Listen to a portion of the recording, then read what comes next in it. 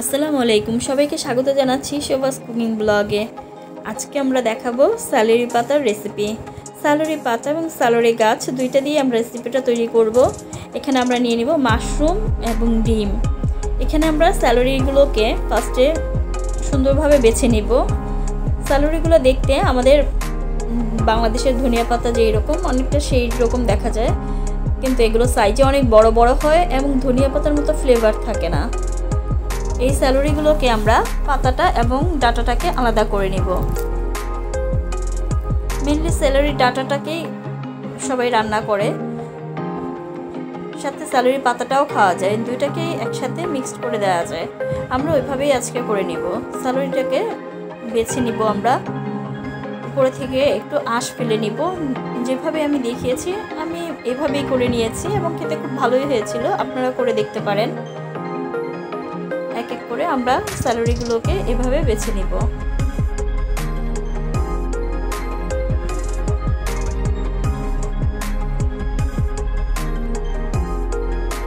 তারপর স্যালারিগুলোকে আমরা এভাবে করে কেটে নিব।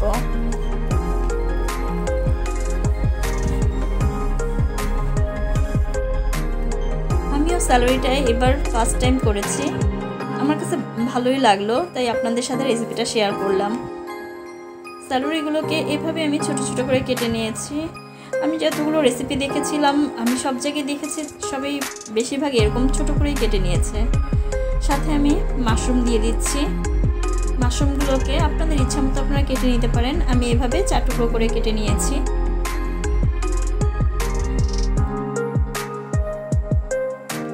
আমরা এখন 2 কোয়া রসুন কুচি করে নিচ্ছি,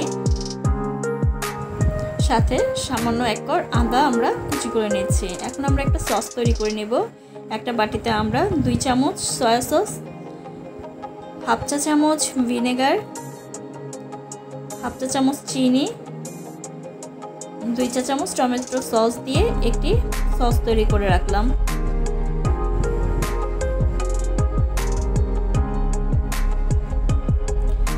আপনাদের ঘরে ওয়েস্টার সস থাকলে আপনারা এটার সাথে ওয়েস্টার সসও ইউজ করতে পারেন। আমার ঘরে ছিল না, শেষ হয়ে গেছে, তাই আমি দেইনি। এখন আমরা একটা পাত্রে পানি গরম করে তাতে লবণ দিয়ে পানিটা কিছুটা গরম হয়ে আসলে তার মধ্যে স্যালারিগুলোকে ছেড়ে দিলাম।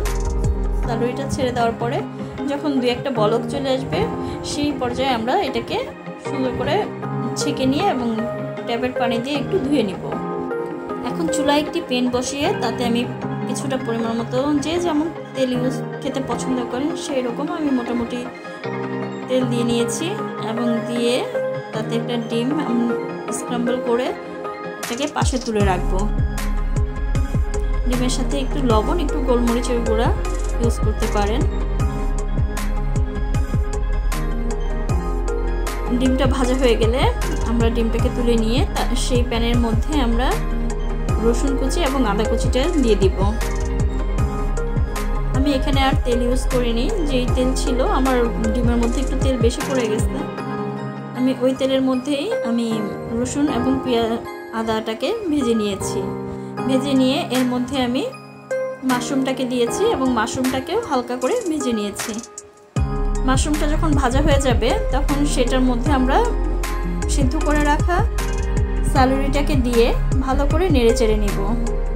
এটা খুব দ্রুত হয়ে যায় এবং খুব স্বাস্থ্যকর একটি খাবার, আপনারা ট্রাই করে দেখতে পারেন, আশা করি ভালো লাগবে। আমি এখানে সামান্য একটু লবণ দিয়ে দিয়েছি। যখন এটা হালকা ভাজা ভাজা হয়ে আসবে এরপরে আমরা একটু গোলমরিচের গুঁড়া দিয়ে দিয়েছি।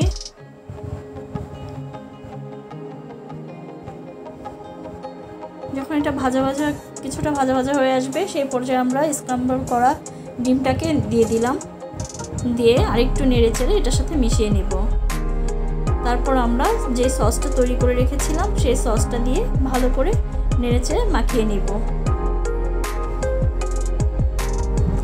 এটা চাইনিজ খাবারের মতো খুব দ্রুতভাবে চুলার উপরে রেখেই তৈরি করে নিতে হয়।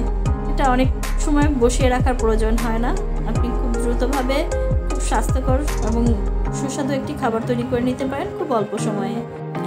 আমাদের রান্নাটা প্রায় শেষ পর্যায়ে। এখন আমরা পাতাটাকে কেটে, স্যালারির যে পাতাটা ছিল সেই পাতাটাকে কেটে আমরা এটার সাথে মিক্সড করে নিব।